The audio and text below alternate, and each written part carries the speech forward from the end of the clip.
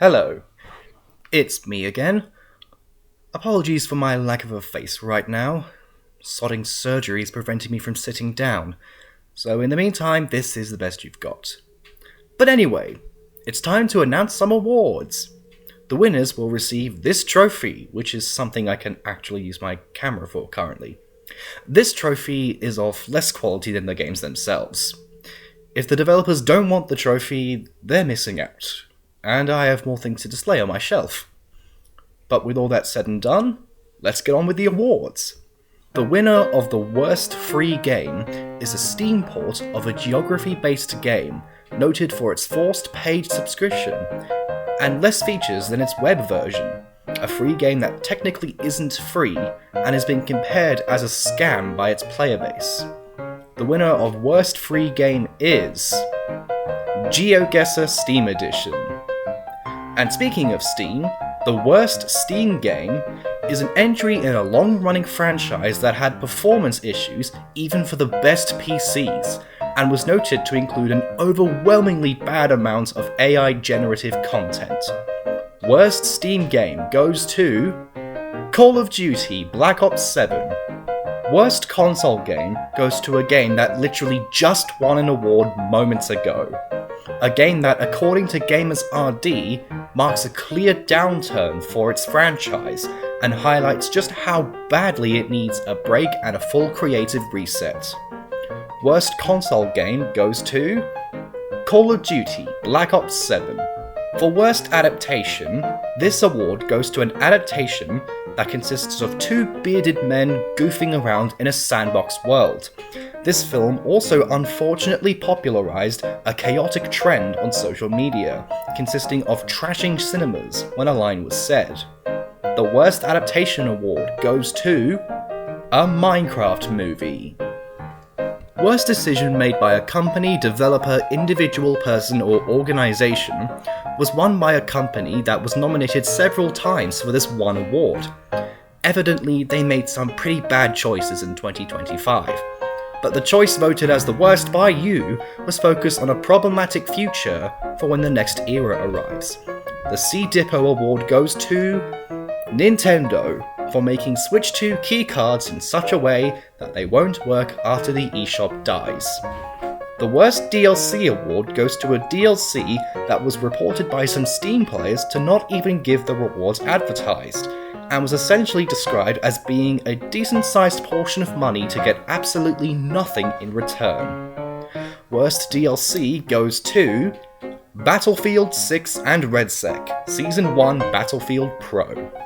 The game that critics loved but audiences hated award goes to a game that scored a Metacritic Metascore of 81, but a user score of 4.6.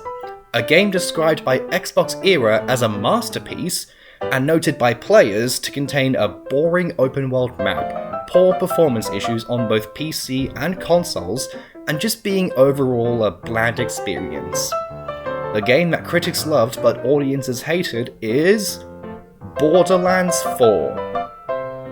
The worst game based on an existing property is a game that scored a mixed Metascore on Metacritic. However, a negative review by Game Reactor UK described it as an over-the-top yawner, and said that its narrative doesn't really have any logic, let alone much sense. The worst game based on an existing property is Fast and Furious Arcade Edition. The Game That Still Doesn't Exist award goes to a game that started development over a decade ago, and has won numerous Anticipation and Most Wanted Game awards at other award ceremonies. Its release date was delayed to later this year, but some speculate that it may be delayed again. You may be familiar with the phrase, "we got so-and-so before this game." The Game That Still Doesn't Exist award goes to Grand Theft Auto 6. Worst remake, remaster, port, or re-release goes to a Steam port of a web game that has already won an award here, where buying the paid subscription doesn't even let you play the superior web version, ultimately leading to a port that very much sounds like a cash grab. The award for worst remake, remaster, port, or re-release goes to GeoGuessr Steam Edition. The worst sequel, reboot, or spin-off award goes to a sequel entry of a very popular franchise. This game already has won 2 other awards, and was described by Video Gamer as having a dire campaign, samey multiplayer, and a pervading sense of stagnation, ultimately calling it a disappointment. The worst sequel, reboot, or spin-off award goes to Call of Duty Black Ops 7. And now, the big one. The very first winner of the worst game of the year. Already mentioned here for its shockingly appalling use of AI generative content, a dull and boring single-player mode, and a multiplayer mode that is not inspiring at all. To summarise, I will quote PC Gamer. This entry is its franchise at its most obnoxious and least enjoyable. The very first winner of the worst game of the year is Call of Duty Black Ops 7. A very special thank you to all of you who voted in the ballot form. This wouldn't exist without you. And a very special round of applause, or not, to the winners of the inaugural Golden Glitch Awards. I hope you enjoyed this award ceremony and found it to be a good laugh. Let's see what kind of rubbish 2026 serve us. And let's see if it can beat Call of Duty Black Ops 7's 4 awards. I can't wait. Until then, goodbye.